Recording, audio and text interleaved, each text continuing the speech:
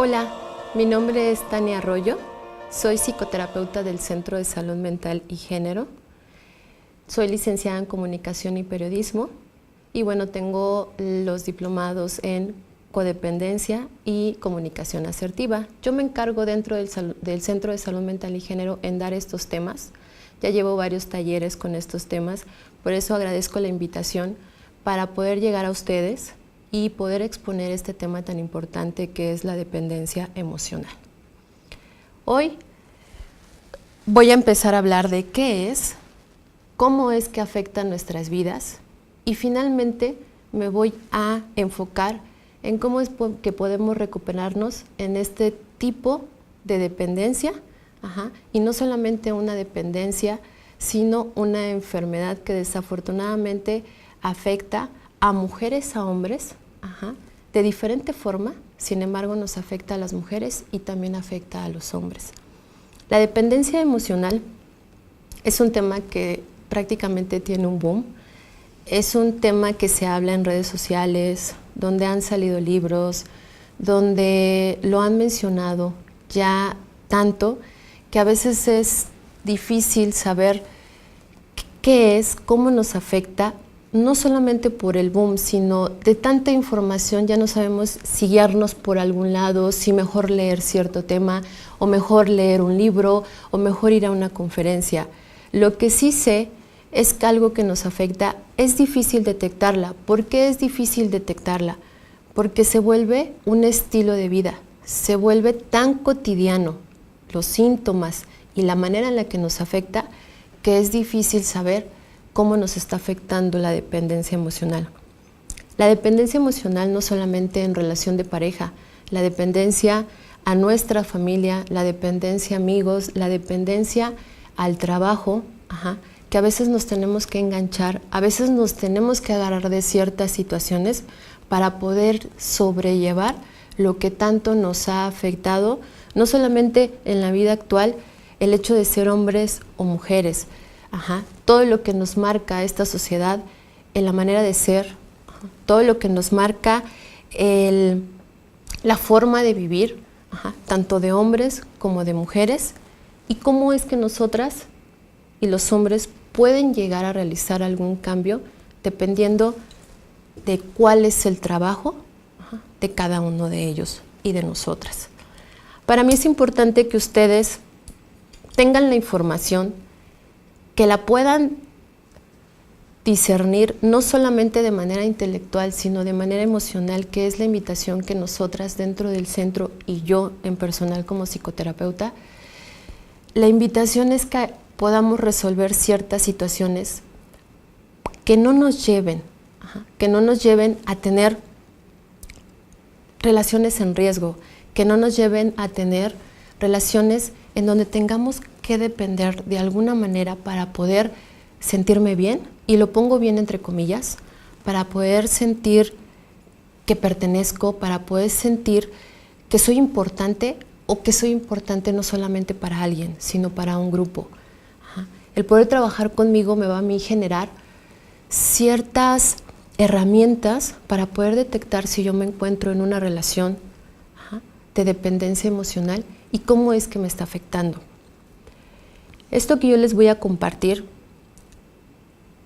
como lo mencioné hace un rato, espero que lo puedan sentir más que elaborarlo intelectualmente.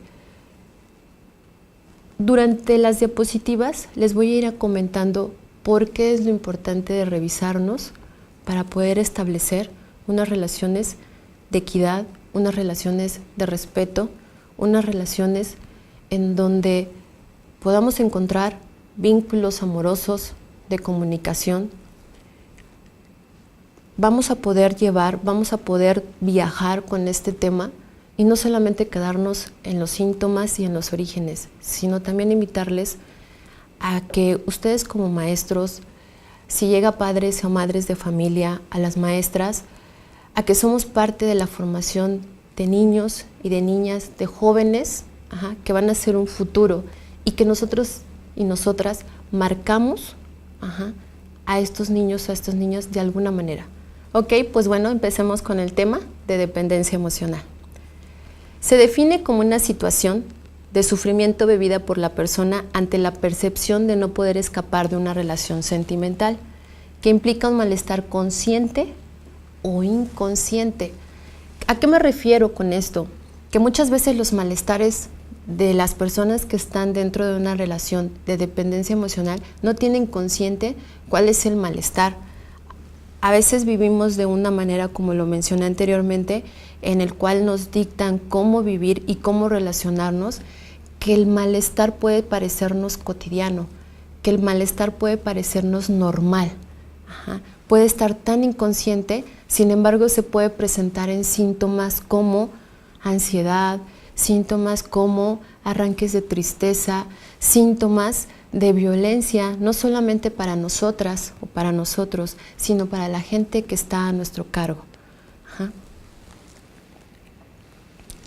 La personalidad dependiente emocionalmente se engancha al otro o la otra, lo idealiza, la justifica constantemente y sin darse cuenta lo y la coloca por encima de ella misma, en lugar de relacionarse desde un plano de igualdad, o viceversa, se relaciona desde un plano de superioridad. Hay algo muy cotidiano cuando se habla de dependencia emocional. Se refieren a personas que dependen y que se colocan debajo de la otra persona con la que me estoy relacionando. En este caso voy a poner la relación de pareja. Muchas veces cuando las personas dicen, no, yo no dependo emocionalmente de mi pareja, yo soy independientemente económicamente estable, yo no dependo de ella o de él. Sin embargo, también la dependencia emocional se brinca al otro lado. ¿Por qué? Porque la otra persona que se siente superior, la otra persona que se siente más que, también tiene una imposibilidad de relacionarse de manera sana. No solamente las personas que dependen, que creen que dependen de la otra persona, que no se vaya, que les diga sí pueden hacer algo, que les den una afirmación, sino la otra persona que se cree, y cree independiente, porque en realidad dentro de la dependencia emocional se le llama antidependiente. ¿Qué se refiere? A que cree que lo puede todo, a que siente que siempre está mejor o siempre piensa mejor que la otra persona, que realiza actividades superiores a la otra persona y que la mayoría de las veces se coloca por arriba. También esa persona, aunque no lo crean, es dependiente emocional, porque necesita relacionarse con la contraparte. ¿Cuál es la contraparte? Una persona que depende. Entonces, cuando están los dos extremos, que es algo que es una característica de la dependencia y de la codependencia, ahorita voy a entrar a lo que es el tema de la codependencia, el antidependiente y el dependiente tienden a encontrarse. Y al momento de encontrarse forman relaciones totalmente de inequidad, donde el otro se coloca arriba o la otra. Ninguna de las dos partes puede relacionarse con equidad. Ninguna de las dos partes puede establecer relaciones sanas. Entonces, tanto el antidependiente o la antidependiente como la otra parte forman relaciones en las cuales no pueden llegar a un punto de equidad, de respeto y de una comunicación sana. No nada más las personas que dependen, sino los antidependientes también están en la otra parte. ¿Okay? Eso es muy importante establecerlo, porque muchas veces dentro de la consulta o dentro de los talleres que doy, me he dado cuenta que las personas que son antidependientes, ¿qué quiere decir? Que creen que lo pueden todo, que siempre tienen la razón, que se colocan por arriba, creen que ellos no son dependientes, cuando en realidad son la otra parte, porque al momento de relacionarse con el dependiente está la otra parte, que son ellos. Y ellos o ellas también necesitan de la parte dependiente para poder establecer una relación. ¿Okay? Entonces, yo dependo de alguien que me pida ayuda, yo dependo de alguien que esté al servicio de mí, yo dependo de alguien que no pueda. Y tanto la persona que no puede depende de alguien que puede, que se coloca superior a ella misma. Entonces es muy importante establecer que las dos maneras extremas son las dos maneras que se tienden a encontrar en una relación de pareja. Esto que nos coloca en un tema o en un título en el cual también se ha hablado mucho, que es la codependencia. ¿Por qué? Porque dependemos. Porque tanto yo dependo como tú dependes de mí. Por eso somos porque nos complementamos ante esta enfermedad. ¿Por qué enfermedad? Es una enfermedad que se vuelve un estilo de vida, en donde esta condición psicológica se manifiesta con una excesiva y a menudo inapropiada preocupación por las dificultades de alguien más. Tanto como el extremo antidependiente como el dependiente están al tanto uno de la otra. Están al tanto de lo que hace, de lo que no hace, porque yo dependo de la otra persona, de que esté al tanto de mí, y la otra persona depende de estar al tanto de las y los demás. ¿A qué se refiere toda esta bibliografía y cómo es que llegamos a relacionarnos de esta manera? Pues aunque parezca muy repetitivo, estamos colocando relaciones de esta manera porque tuvimos una infancia en donde nosotros aprendimos a relacionarnos en nuestro núcleo familiar. En ese núcleo familiar donde nosotras y nosotros observamos cómo se relacionan las parejas, si es que estábamos dentro de una familia convencional, papá, mamá, o cómo se relacionaba mamá, si solamente estaba mamá, o papá, cómo se relacionaba con sus parejas, o mis abuelas con mi abuelo, o mis tíos con mis tías, dependiendo de los cuidadores principales. Nosotros y nosotras, los niños, aprendemos a convivir de esta manera. No nacimos así, no venían nuestros genes. Cada situación, cada palabra, cada afirmación de manera no verbal, cada mirada, cada movimiento corporal que nosotros detectamos desde que nacemos, lo fuimos aprendiendo. Y por supuesto que aprendemos esta forma de relacionarnos. La autoestima se trabaja en la familia. Con las afirmaciones, con las negaciones, con la manera en la que se comunican conmigo, me van diciendo qué tanto valgo y qué tanto no valgo.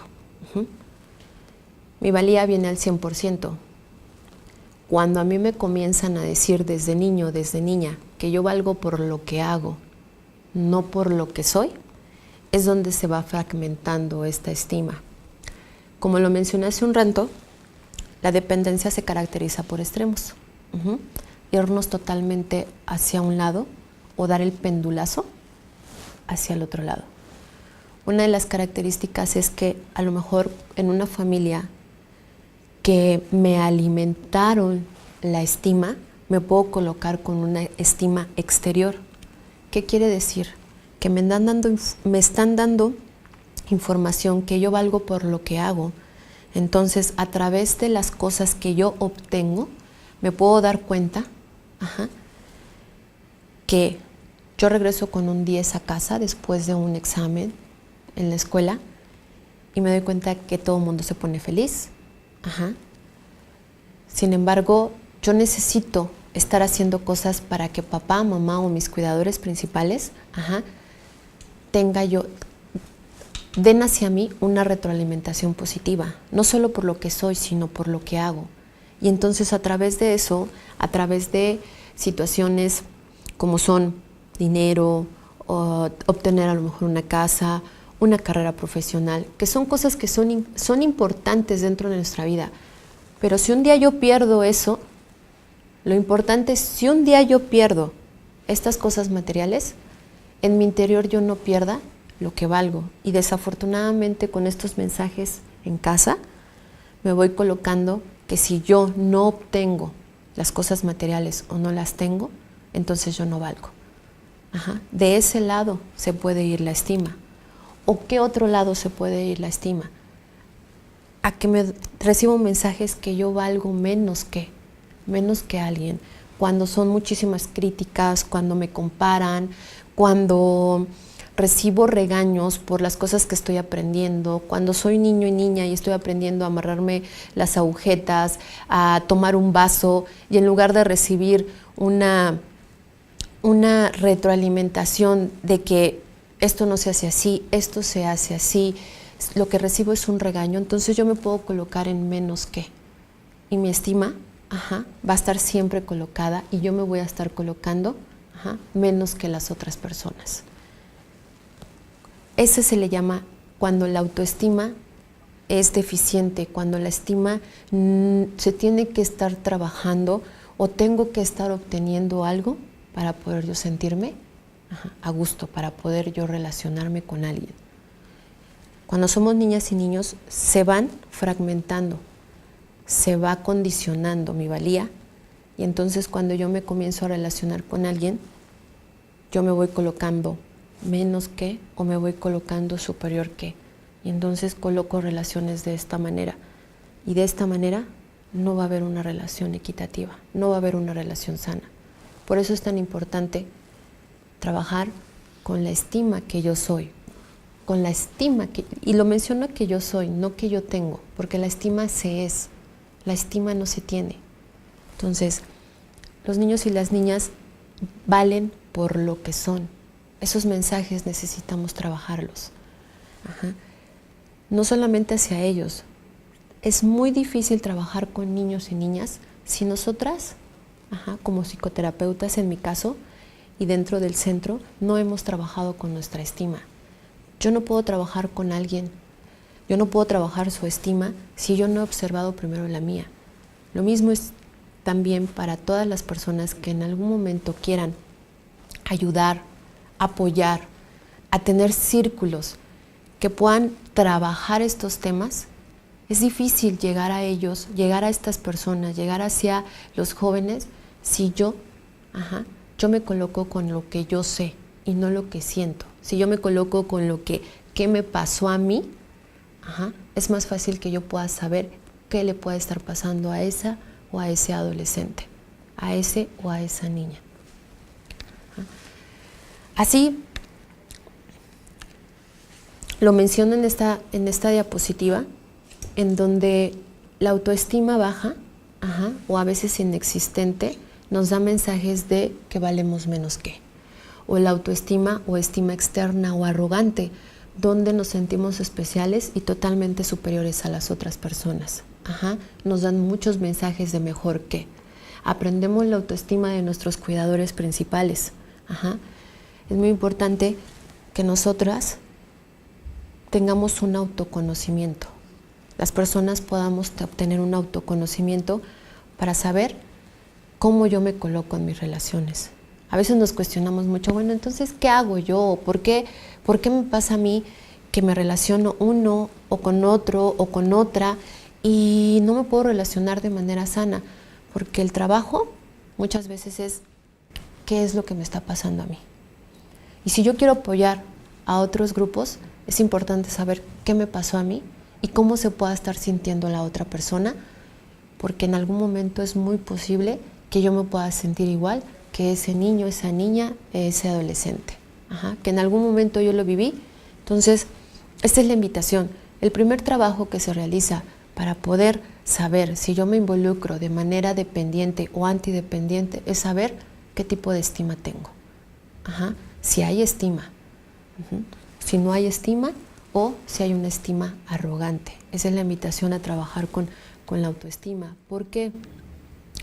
Porque dentro de una estima con niveles inadecuados, nos vamos a ir relacionando de una manera en donde si a mí me dan una opinión negativa,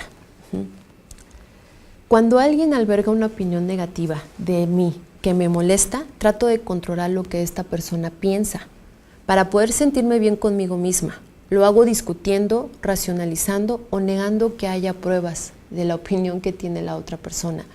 Esas son las consecuencias que pueden estar manifestándose en mí cuando mi autoestima está en un nivel inadecuado. Me puedo molestar por lo que estás opinando de mí. Puedo controlar o quiero controlar lo que tú dices de mí. Cuando el control no lo tenemos con nadie. A veces ni nosotros mismos sabemos cómo es ese control. Estos son los efectos que nos pueden estar dando una autoestima inadecuada. Les voy a mencionar otro ejemplo. Si percibo que una persona me ha ofendido, sea la ofensa real o imaginaria, siento un golpe de mi autoestima, que me hace avergonzarme de mí misma o mismo. Esto se debe a que creo que carezco de valor. Entonces tengo una necesidad de castigar a esa persona para recobrar mi sensación de valía. Ajá. Ahora sí que comúnmente se vuelve este tipo de ahora me la pagas. Ajá. Cuando hay ciertas discusiones y hay una sensación de ofensa hacia mí, cuando el nivel de estima es inadecuado, yo siento una necesidad, de recobrar mi valía castigando a la otra persona. Es una manera que me puedo dar cuenta cómo está mi nivel de estima y si necesito trabajarla. Okay. Otra característica de un nivel inadecuado de autoestima es si nos creemos carentes de valor y menos que, tal vez sintamos que no tenemos méritos para relacionarnos con las o con los otros o con un poder superior. Ajá. ¿Qué se refiere a esto? Lo que les mencionaba, a veces pasa que las personas cuando conocen a alguien, mira, es que es doctor en cierto tema, es maestro en cierto tema, y yo me considero que valgo menos, difícilmente voy a poder entablar una conversación con esa persona porque me voy a sentir observada, me voy a sentir calificada, porque siento que está observando y que se va a dar cuenta que yo no sé, que se va a dar cuenta que soy menos que ella. ¿Por qué? Porque mi valía la coloco nuevamente en lo que yo hago en lugar de lo que yo soy. Y también la coloco en las otras personas. Desafortunadamente, doy valor a lo que las otras personas hacen que en lugar de darle valor a lo que la otra persona que tengo enfrente, al ser, simplemente al ser. Esto nada más ahorita se me ocurre. Nosotros manejamos mucho la palabra respetar, ¿no? Y cuando yo pregunto en mis talleres, ¿para ustedes qué es respetar? Bueno, respetar es que yo respeto a las otras personas, hasta utilizan la misma palabra, yo respeto a las otras personas, no las invado, no las insulto, no les grito, ¿no? Hay diferentes conversaciones que se generan dentro del taller. Y lo que pasa es que cuando yo les comento, bueno, ¿y qué pasa con el respetarme? ¿No? ¿Cómo te respetas tú? Hay a veces muchos silencios, porque colocamos mucho el respetar hacia la otra persona y no colocamos el respetar hacia nosotros. Respetar significa simplemente mirar. Entonces, cuando yo me coloco en menos que, dejo de mirar a la otra persona, dejo de respetarla. Cuando yo me coloco en menos que, dejo de respetarme a mí porque dejo de mirarme, dejo de mirar mi valía. Son situaciones muy, muy profundas. A veces creemos que de manera racional podemos hacer un cambio. Y dentro de la terapia puedo darme cuenta, en mi propia experiencia y en la experiencia que tengo con mis consultantes, es que el trabajo es un trabajo interno, es un trabajo profundo, para poder yo saber de qué manera me respeto, de qué manera respeto a la otra persona y cómo es que a veces el no respetarme afecta la relación que tengo con la otra persona. Porque invado, porque me invado a mí misma, porque no me coloco en una situación de cuidado. Y ya con eso no necesito cuidar al otro o descuidar al otro. Descuidándome a mí, descuido mi relación con la otra persona. Por otra parte, si somos arrogantes y ostentosos, nos convertimos en nuestro propio poder superior y no necesitamos un poder superior externo, mucho menos necesitamos de otra persona. Esa es otra característica de la dependencia emocional. Por eso es muy importante esta parte de los extremos, ¿ok? Que los tengamos bien detectados, que sepamos qué es y cómo es que a nosotros o a nosotras nos está afectando, porque de un lado o del otro nos podemos estar yendo, dando los pendulazos. ¿Okay? El proceso de una adicción se puede utilizar para tapar el dolor de sentirse menos que.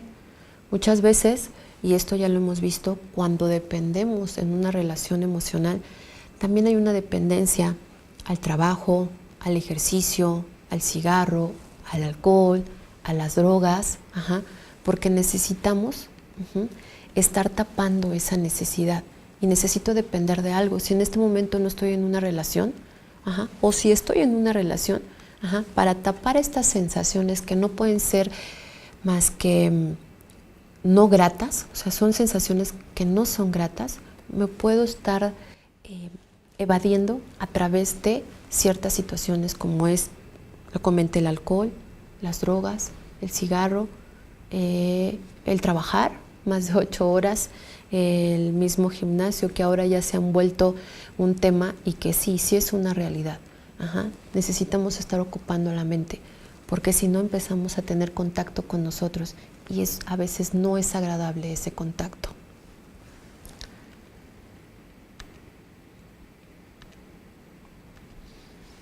Si yo estoy en la posición de menos que, creo que la otra persona es más importante que yo. Cuando me comparo con él o con ella, no estoy a su altura, de modo que no puedo comunicarme con franqueza y de un modo íntimo, porque temo que descubra lo incapaz, que no es que soy, sino lo incapaz que yo me siento.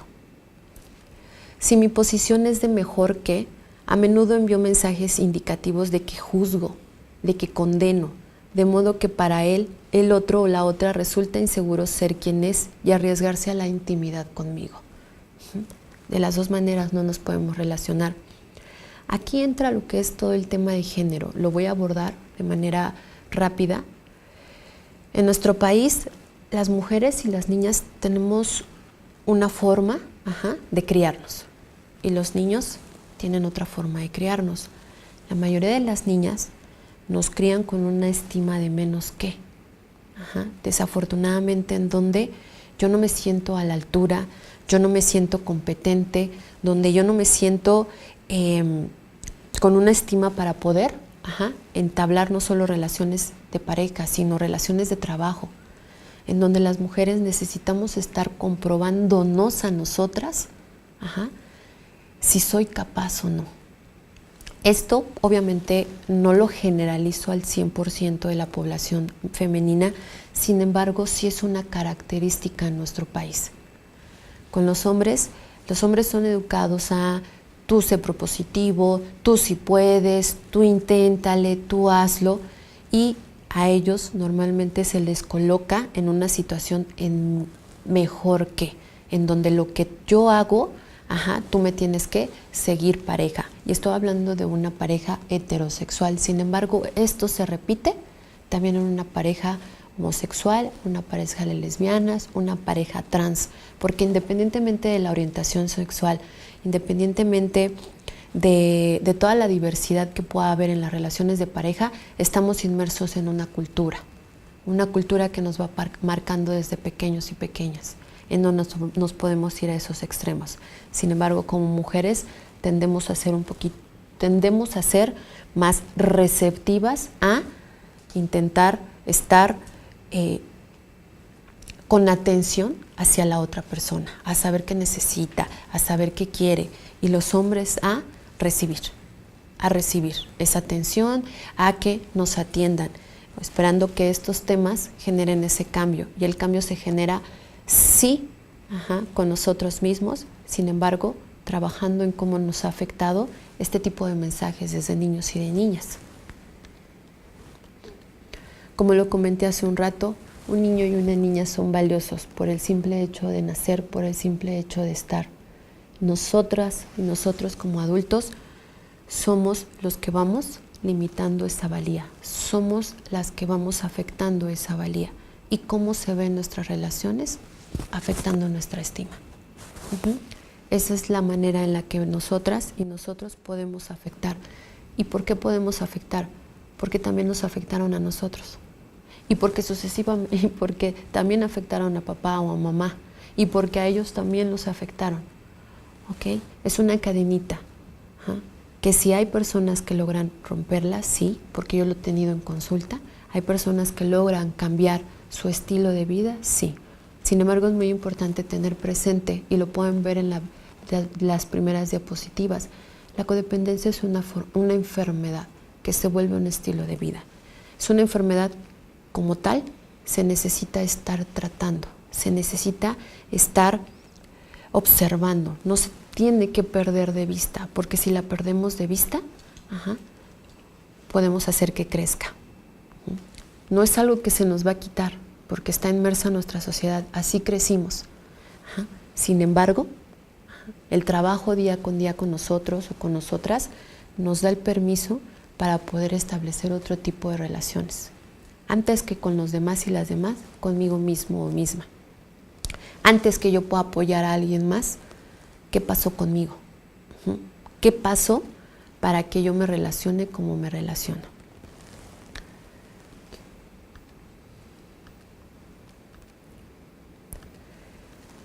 Muchas veces esta valía se ve mermada por una familia disfuncional, que ya lo estuve mencionando. ¿Cómo se ve que es una familia disfuncional?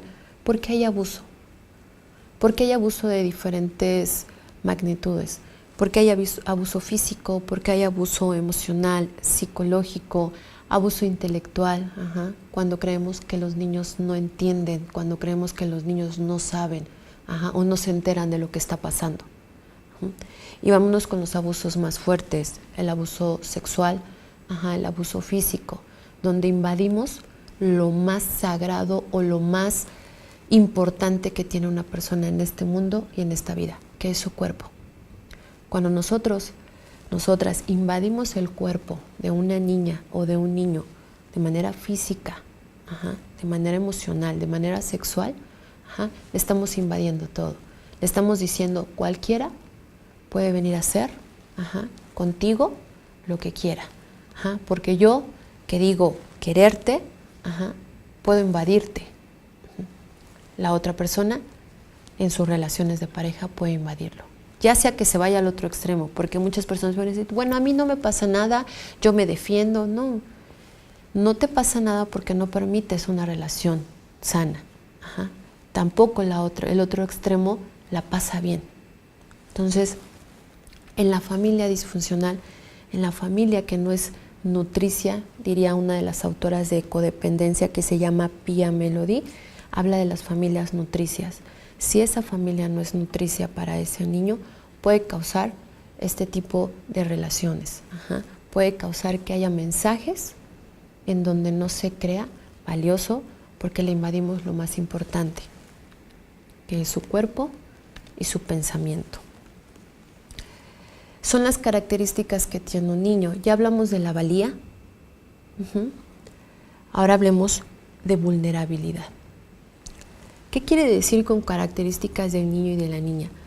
Estas características las tenemos desde que nacemos, que es valioso, vulnerable, imperfecto o imperfecta, dependiente e inmaduro. Cuando estas características no son respetadas durante la infancia, durante la adolescencia, esto es lo que va causando relaciones dependientes y codependientes. ¿Por qué? Porque están de acuerdo que un niño y una niña tiene que ser cuidado o cuidada, porque son vulnerables. Si hay una especie en el mundo que necesita cuidados porque por sí solo no sobreviviría, es el ser humano. Un niño nace, una niña nace, un bebecito nace y necesita cuidados para poder sobrevivir. De primera instancia de alimentación, de abrigo. Entonces, tan vulnerable es que los cuidadores principales son los que necesitan irle enseñando a ese niño y a esa niña conforme va avanzando su edad a cómo cuidarse. Sin embargo, nosotros somos los primeros que los cuidamos. Los adultos y las adultas somos los responsables del cuidado de ese niño y esa niña.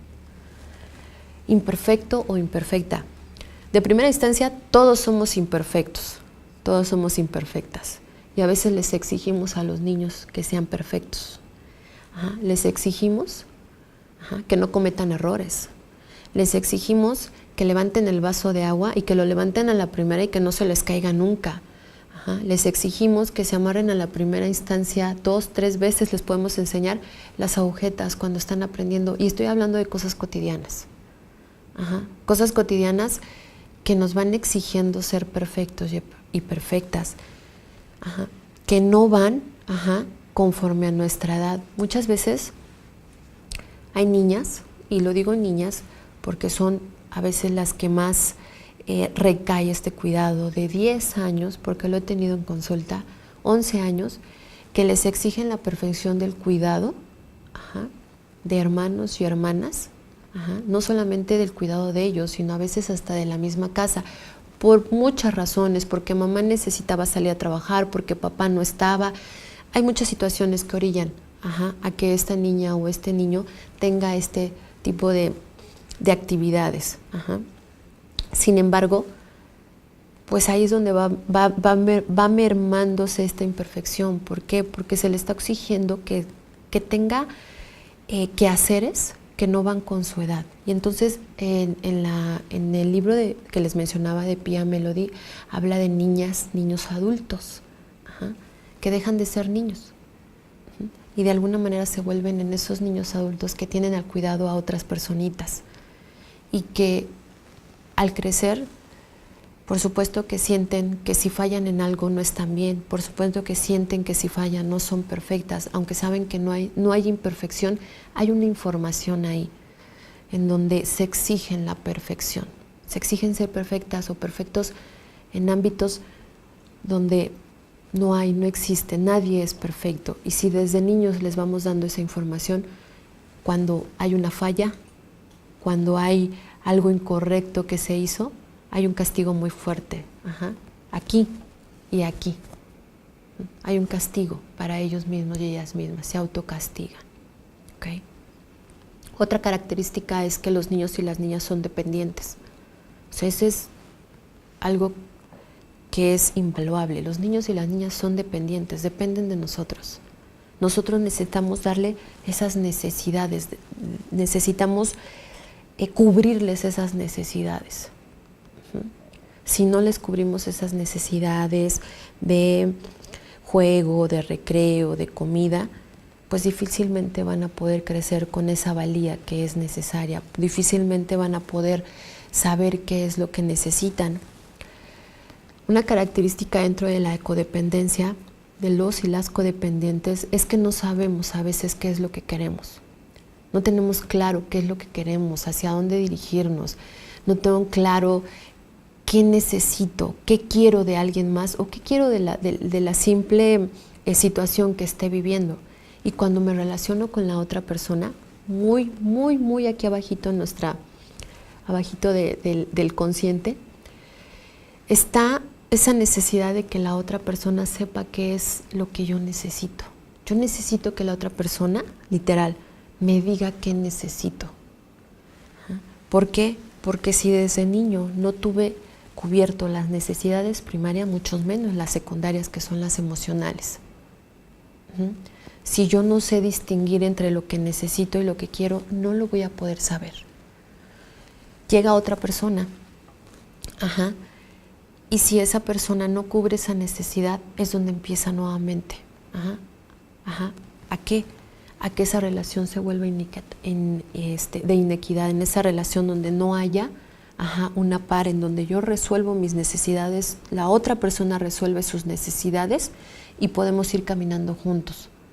No, yo necesito en un estilo de vida codependiente que la otra persona sepa qué quiero. Si yo no sé qué quiero, la otra persona tampoco lo sabe. Virginia Satir es una de las autoras de un libro de comunicación humana. Ella habla de la olla, una olla, imagínense una olla. Esta olla, si se asoman, es su estima. Habla de la olla vacía, la olla medio llena y la olla llena.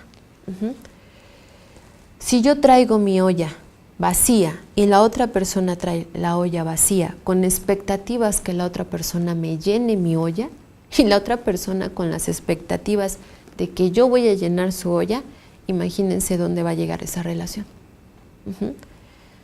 Pues a una de frustración, a una relación donde las expectativas son expectativas en donde yo necesito saber cómo está esa olla, esa estima, para saber si la necesito llenar, para saber si la necesito vaciar porque es demasiado arrogante, o saber si necesito encontrarle un nivel, un nivel que para mí sea el adecuado. Eso es muy importante, que para mí sea funcional. Y esto se origina desde la infancia, porque esas necesidades no fueron cubiertas. Hay quienes estamos aquí, ustedes que están allí frente al monitor, yo que estoy aquí, por supuesto que tuve mis necesidades cubiertas físicas, si no, no estaría aquí. Sin embargo, las emocionales, ¿cómo están? ¿Cómo están para poder yo llegar a otra relación? Otra característica que se menciona de los niños y las niñas es que son inmaduros e inmaduras.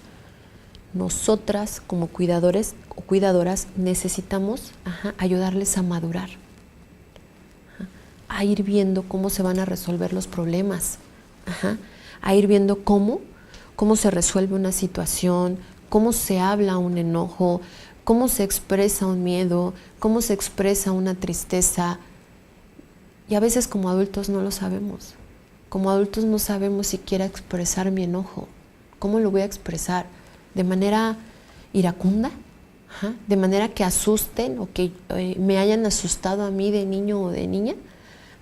Si mi papá me enseñó que al momento de enojarse es gritar, tirar cosas, ¿cómo voy a saber yo resolver un problema? Si al momento de que mi mamá y mi papá tienen un problema y mi mamá le aplica la ley del hielo a mi papá, una semana, 2 semanas, 3 semanas, y de repente al otro día ya no pasó nada, como si nada hubiera pasado, ¿cómo es que a mí me enseñan esa realidad? ¿Cómo me enseñan a afrontarla? ¿Cómo me enseñan a decirle, ok, yo tengo miedo, yo estoy enojada, pero necesito hablar contigo? Sin embargo, necesito abordar un tema. Difícilmente alguien nos enseñó esto. Entonces, por eso es que es importante revisar nuestra historia, revisar cada uno de estos puntos. Yo les doy una idea para cómo podemos guiarnos. Es importante revisar esta historia para que yo pueda decir, bueno, pues si a mí no me enseñaron a resolver el enojo, ¿cómo yo resuelvo el enojo? O igual y ni lo resuelvo. ¿Qué pasa conmigo? Igual y lo que yo hago es huir, o lo que yo hago es, aventar la broma, y todos se ríen y, muy padre, ¿y qué se solucionó? ¿Y si se vuelve a repetir la situación? ¿Y si marco la ley del hielo? Y traigo una fantasía de que con eso la otra persona va a cambiar, o la otra persona va a decir, no, sí, está molesta por esto y esto y esto, y entonces yo necesito esto y esto para que podamos entablar una conversación. No va a haber eso. No va a haber una comunicación sana dentro de las relaciones cuando yo aprendí a que mis emociones o las oculto o me voy a un extremo. Hablando de extremos, acuérdense, la dependencia se caracteriza por extremos. O callada, o no digo nada, o mejor, no vaya a ser que yo arme un conflicto simplemente por decir mi opinión, ¿no? Y entonces yo como niña o niño me la paso observando eso, me la paso observando que así se resuelven los problemas, o así me van diciendo que es la manera de madurar. Ok, pues bueno, dentro de este tema de la dependencia emocional, otra característica dentro de nuestras relaciones que no están funcionando bien es la dificultad para establecer límites funcionales. ¿Qué se refiere con esto? Que tenemos límites internos y límites externos. ¿Qué quiere decir? Un límite interno va de mi cuerpo, de mi piel, hacia adentro, y un límite externo va de mi piel hacia afuera. ¿Cuáles son los límites externos? Vamos a ver cuáles son nuestros límites. El límite externo nos permite escoger la distancia respecto a las otras personas y autorizarles o negarles la autorización para que se nos acerquen. Literal. Se le llama el espacio vital muchas veces. ¿Qué es este espacio vital? Es yo me siento, y llega otra persona y a lo mejor puede haber un lugar pegado a mí, sin embargo hay otro lugar 1 metro para allá. La mayoría de las personas nos colocamos primera instancia un poquito más lejos cuando no nos conocemos. ¿Por qué? Porque estoy determinando o estoy limitando mi espacio vital. Ese es el límite externo. Es fácil establecerlos. A veces dentro del taller decían, bueno, sí, lo puedo establecer cuando hay espacio, pero ¿qué pasa en el metro, no? ¿Qué pasa en el metro cuando todos nos aplazamos? ¿Dónde está mi espacio vital? Créanme que ponemos un límite. Un límite, aunque tenga la persona encima, aunque me esté apretando de este lado, ¿quién ha estado agarrándose en el metro y de repente siente un rozón? ¿Qué hacemos normalmente? Quitamos la mano. Ese es el límite. O sea, el límite es, no me siento cómoda con eso. Yo sé que no puedo separarme de ti porque vengo en el metro. Sin embargo, ya el que me toques de la mano es como de, no, ya me siento incómoda o incómodo. ¿Qué otra forma podemos establecer el límite externo? La mirada. Cuando vamos en el metro, difícilmente alguien se mira a los ojos. ¿Por qué? Porque establecemos ese límite. Aunque tengamos la cara de la otra persona aquí, yo voy volteada enfrente y la otra persona va volteada así. De esa manera establecemos los límites externos. Ahora, ¿qué tiene que ver con esto? Es más fácil poner un límite externo que poner un límite interno. Podemos estar invadiendo a la otra persona de manera como no estableciendo límites funcionales primero conmigo. ¿Qué pasa cuando llega una persona y está compartiendo algo de su vida y yo voy y le digo, no, mira, lo que tú tendrías que hacer es esto y esto y esto, y entonces ponerte así y así y así y hacer esto y esto? La otra cosa es, pasa mucho, es una mujer que pueda estar viviendo una violencia dentro de una violencia de pareja. No, yo que tú ya lo hubiera dejado, si tú eres independiente, tú puedes hacer las cosas, tú puedes hacer el otro. Lo que yo le estoy diciendo a la otra persona es que no puede, porque ella ya lo hubiera dejado, que es incapaz de resolver su situación. Yo estoy invadiéndola, a eso se refiere cuando son los límites. ¿Por qué se merman estos límites? ¿O por qué se establecen esta forma de limitarlos? Lo mencioné hace un rato. Si yo como niño o niña me movieron, me quitaron, no respetaron mi opinión, o yo quería algo y me dijeron, tú no quieres eso, tú lo que necesitas es esto, ni siquiera se sentaron para decirme, bueno, ¿por qué es que tú quieres cierto juguete y no quieres a lo mejor te puede hacer daño, es más para tu edad? Donde simplemente llegaron y me impusieron, donde no hay una situación, no de pedirle permiso al niño o a la niña, no caer en ser permisivo, simplemente a saber, bueno, ¿qué te pasa a ti? ¿Cuál es tu opinión? Y esto me estoy yendo en lo más sutil o lo más, puede decirse light, aunque sí nos afecta. Porque de alguna manera el límite lo establece la otra persona conmigo, los cuidadores principales lo establecen conmigo. En el momento de que ellos invaden mi cuerpo, invaden mi espacio vital, cuando ellos deciden, hacen con mi cuerpo, cuando ellos se molestan, me golpean, desde ahí se va mermando este límite. Cuando no existen límites, cuando no hay límites, cuando ese niño fue invadido de manera abusiva o esa niña fue invadida tan fuerte, esa persona puede llegar a matar, esa persona puede llegar a violar, esa persona puede llegar a mutilar, puede llegar a lastimar a otra, porque no existieron límites. Los límites, estoy hablando de que la otra persona lo invadió, la invadió, hizo con ese niño o esa niña lo que quiso. Entonces el otro niño, pues en los mensajes que recibe es, pues yo puedo hacer lo que sea con otra persona. ¿Qué otros límites están? Bueno, ya hablamos de los límites internos. Los límites internos nos protegen, nuestros pensamientos, sentimientos y conductas, nos mantienen funcionales. ¿Qué quiere decir? Cuando yo tengo bien delimitado mi límite interno, yo puedo defender una postura, yo puedo defender lo que pienso, o a veces no defenderlo, simplemente decirlo. Yo puedo actuar en pensamiento y en conducta. Yo puedo respetar mis sentimientos. Cuando yo no tengo un límite interno, puede llegar la otra persona, puede llegar y decirme, ¿sabes qué? Es que yo opino esto y esto y esto, y entonces yo creo, ¿tú qué opinas?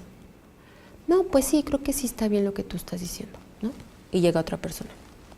Me dice, no, pero es que yo opino lo contrario porque debe de decir y actuar de esta manera. Y bueno, sí, también de esta manera. No tengo una posición. Cualquier persona puede llegar a invadir este límite interno. De esta manera, se ve afectado mis relaciones de pareja, porque yo no me defino. Yo no defino mi conducta, yo no defino mis pensamientos, yo no defino mis sentimientos. Porque desde niño no supe cómo defenderlos. Y si en algún momento lo defendí, a lo mejor hubo represalias. Hay muchos niños y niñas que de veras te colocan en una situación en la de ¿y por qué? ¿Y por qué tú sí lo haces y yo no? Y a veces la represalia es, pues sí, porque tú no y porque yo sí. Si nos vamos light, porque a veces puede ser un golpe, el que puede ser la represalia. Cuando un niño o una niña, y lo pongo entre comillas, reta a la adulta o el adulto, en realidad no la reta, simplemente está siendo congruente, decir, bueno, ¿por qué pasa esto y tú sí puedes realizar esto y yo no? Cuestiona las conductas. Un niño sano y una niña sana de veras nos cuestionan. Nos cuestionas cuando algo no le es congruente. Y a veces las represalias pueden ser muy fuertes. Cuando hay límites externos e internos intactos y flexibles, cuando nos enseñaron esos límites, flexibles, ¿qué quiere decir? Podemos establecer relaciones íntimas, cuando así yo lo decido. Están protegidos contra el abuso físico, sexual, emocional, intelectual. Cuando tenemos esos límites intactos, un niño o una niña puede decir, tú no me puedes hacer eso. ¿Por qué tú me haces esto si no está bien?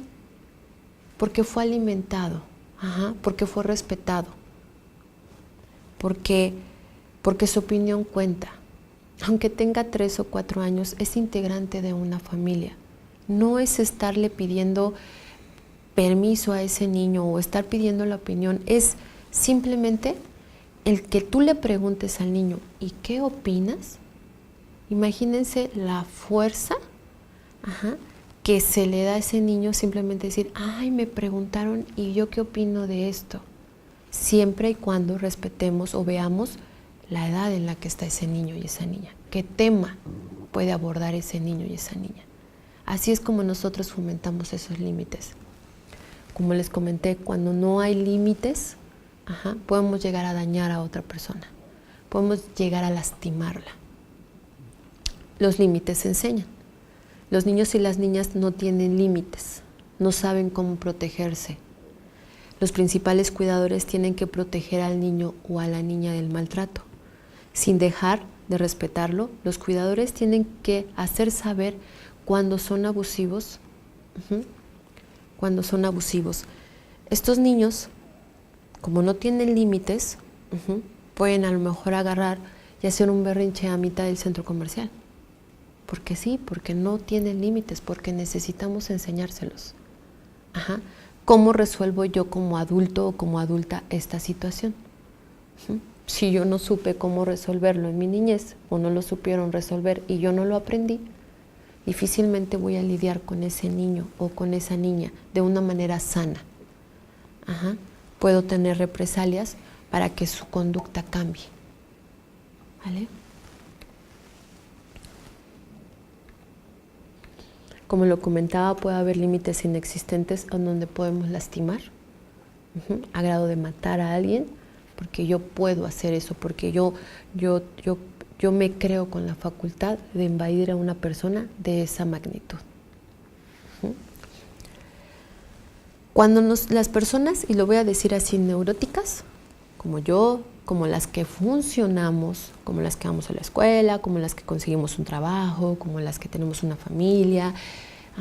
Vamos creando estas relaciones, ya sea que de manera dependiente, sin embargo, bueno, ahí voy teniendo esas relaciones, las voy manteniendo, no me gusta, sin embargo, esta forma de relacionarme me puede establecer sistemas. ¿Qué sistemas son esos? Cuando yo no tengo límites, y lo dije hace un rato, puedo aprender de casa una manera de expresar el cólera, una manera de expresar el miedo, el silencio.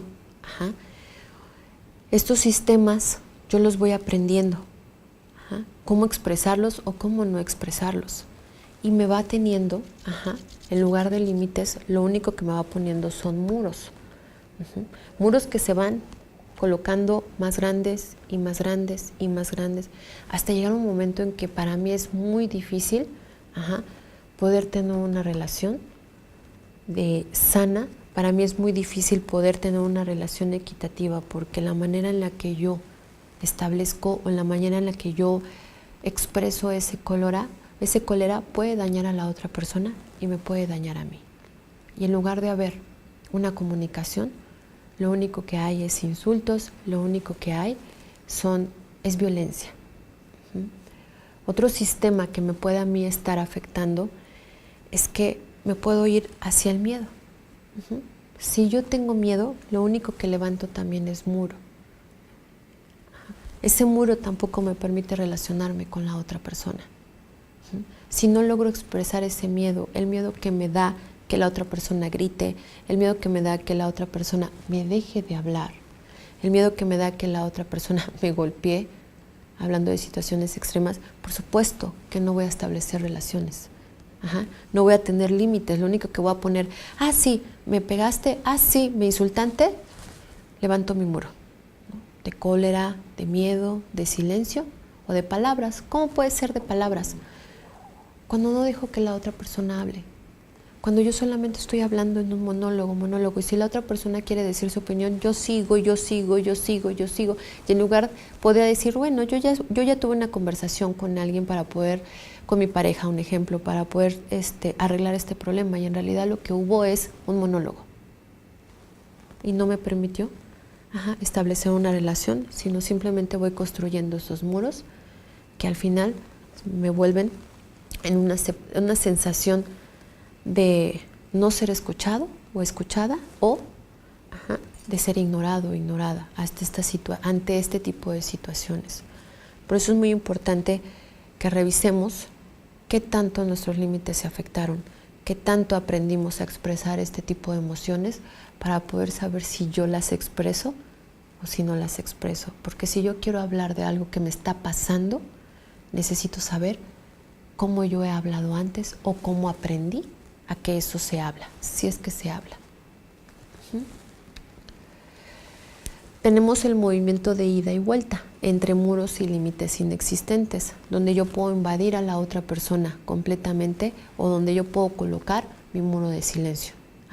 En donde yo puedo poner mi muro de yo me enojo, y así como me enojo, entonces ya nadie hable conmigo, o puedo irme hacia el otro lado, hacia el otro lado, a invadir, a agredir, a insultar a la otra persona. Entonces, vamos poniendo muros, o simplemente no puedo relacionarme con la otra persona.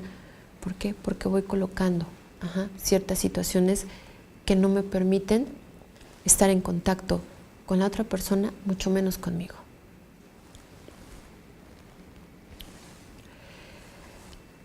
La otra característica que a nosotras como codependientes dentro de este estilo de vida, ¿qué dificultad nos da asumir la propia realidad? ¿A qué significa con esto? ¿Qué significa esto de asumir la propia realidad? Los codependientes o las codependientes manifiestan que no son. ¿Qué es esto? Dificultad para poder asumir y experimentar una propia realidad. Este estilo de vida, nos dicen, es que a veces me cuesta trabajo definirme. Cuando llegan las mujeres, los hombres, la mayoría mujeres, que son las que llegan a consulta, mencionan, me cuesta trabajo saber quién soy. Cuando me preguntan quién eres, a veces no viene una respuesta. Me cuesta trabajo definirme. Ajá.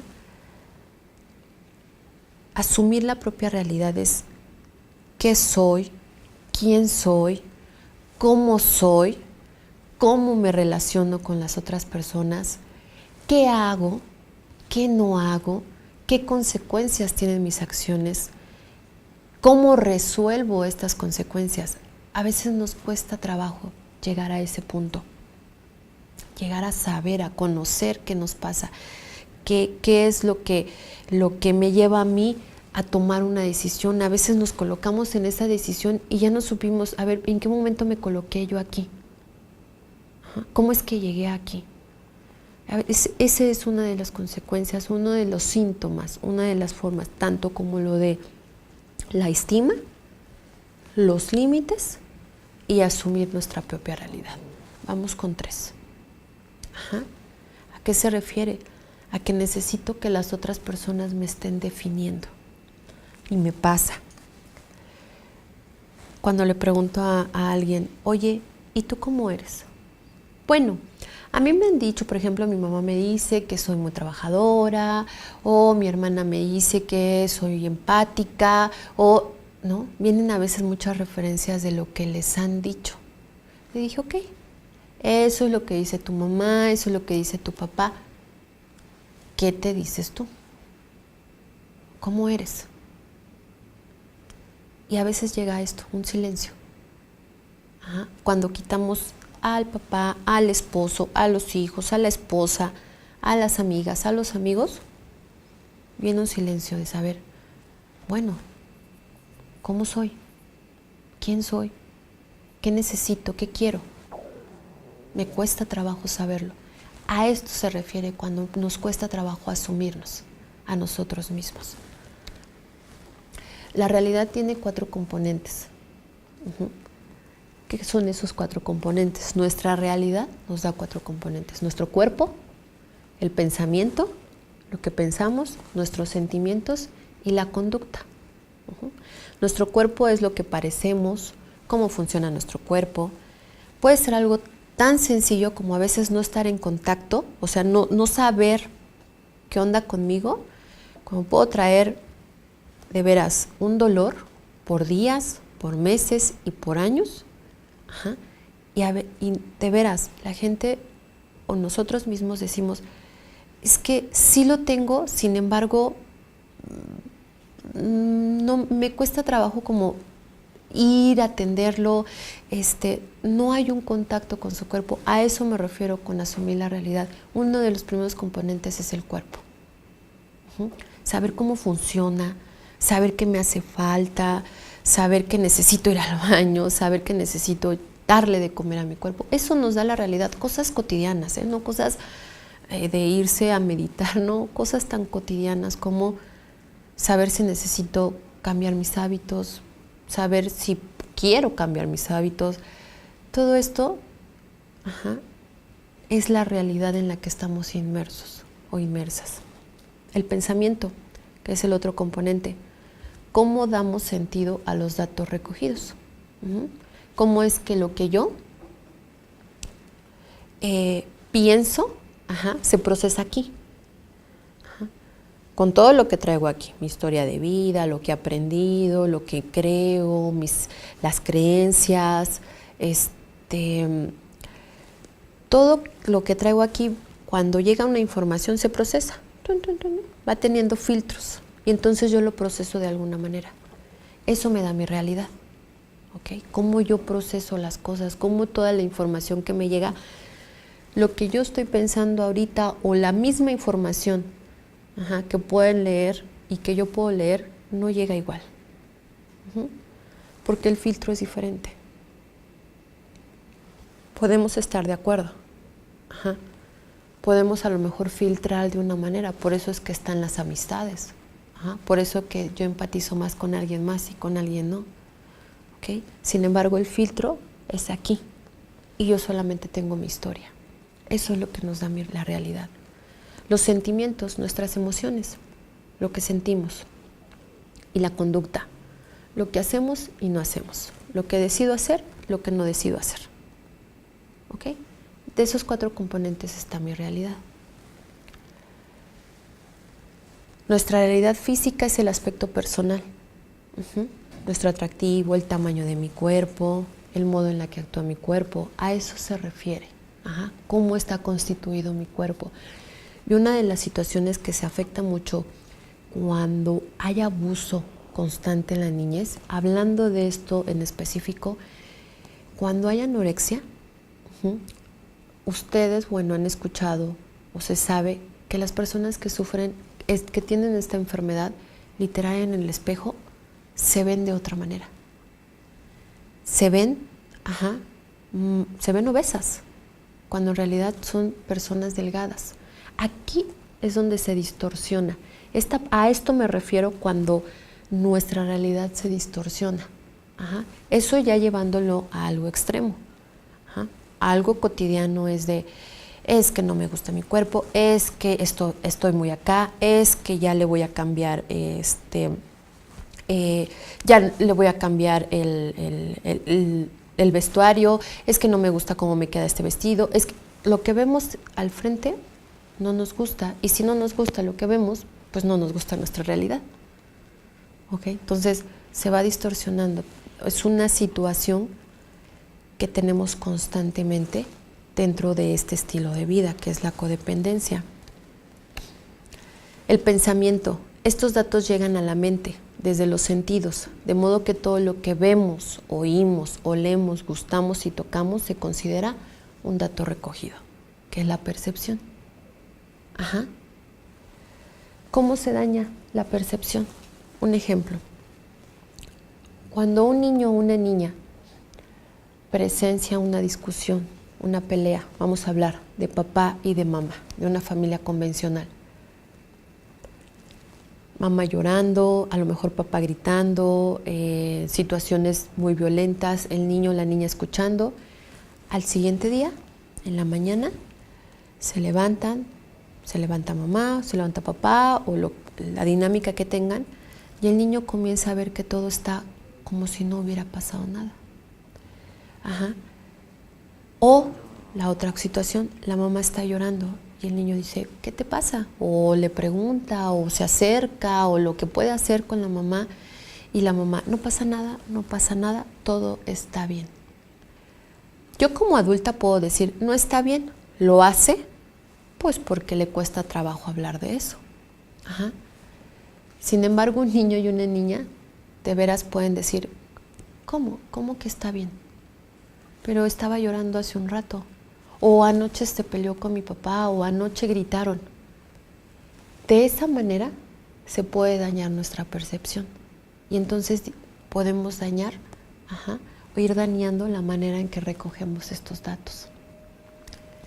Dentro de la terapia me he encontrado, en este caso, recuerdo una mujer que estaba dentro de la terapia y me decía, es que yo vi los mensajes cuando de la otra persona, de la otra mujer que le mandó a mi esposo, yo los leí, y cuando lo confronté me dijo que estaba loca, me dijo que eso no era cierto. Yo como terapeuta le dije, bueno, ¿y los viste? Sí, pero... Y ella comenzó a dudar de lo que había visto, de lo que había leído. ¿Por qué? Porque su percepción puede ser, bueno, a lo mejor, pues sí, yo leí mal, por esta historia de vida. Entonces ahí, en esas situaciones, nuestra percepción se va afectando. Y al afectarnos, y esto yo me refiero a que es lo que yo estoy planteando ahorita, llega a la relación de dependencia emocional, un pensamiento distorsionado, una distorsión de mi cuerpo, cuando no tengo idea de lo que siento, cuando algo me está lastimando aquí adentro, sin embargo no tengo la capacidad para ponerle nombre. Todo esto lo transfiero a mi relación. Por eso es que nos enganchamos tanto en este tipo de relaciones tan disfuncionales. En el aspecto de los sentimientos, nuestra realidad está constituida por las emociones.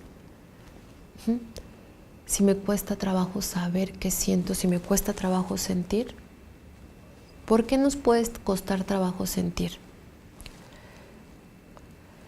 En nuestra infancia, vamos en este ejemplo, cuando papá y mamá se pelean, un niño puede sentir ¿qué?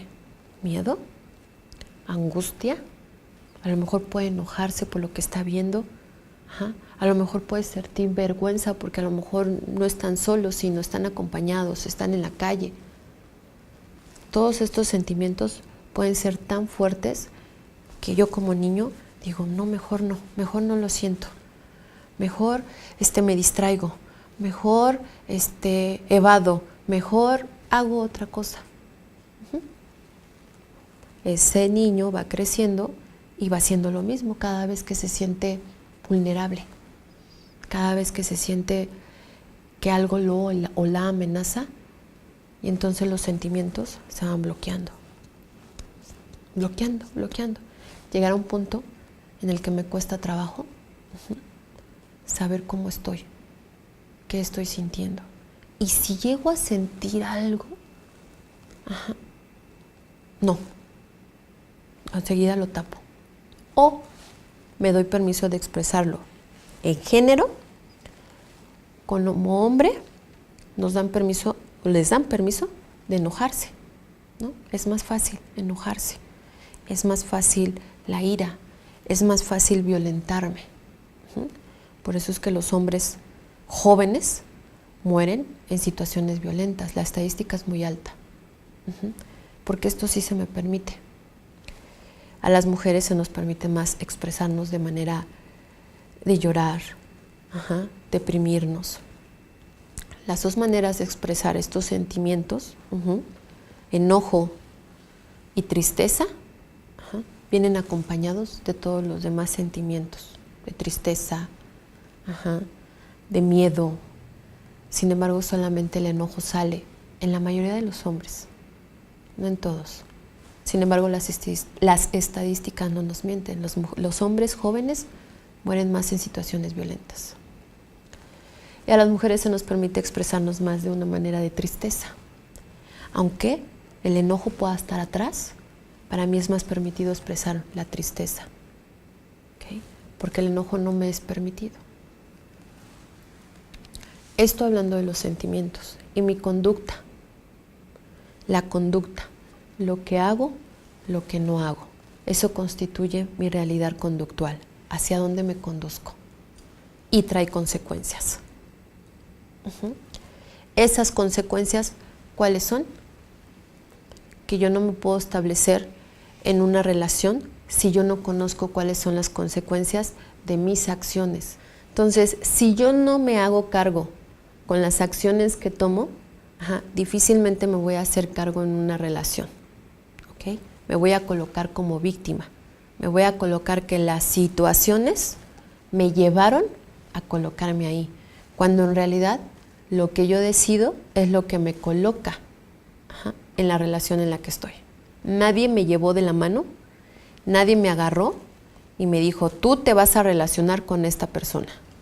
Yo lo decidí, con mi historia. Sin embargo, yo lo decidí. Cuando tomamos acciones de esta manera, cuando tomamos conciencia de esta manera, de lo que yo hago y lo que no hago es responsabilidad mía, podemos empezar a tener una congruencia y poder decir, yo estoy colocada aquí porque yo lo decidí.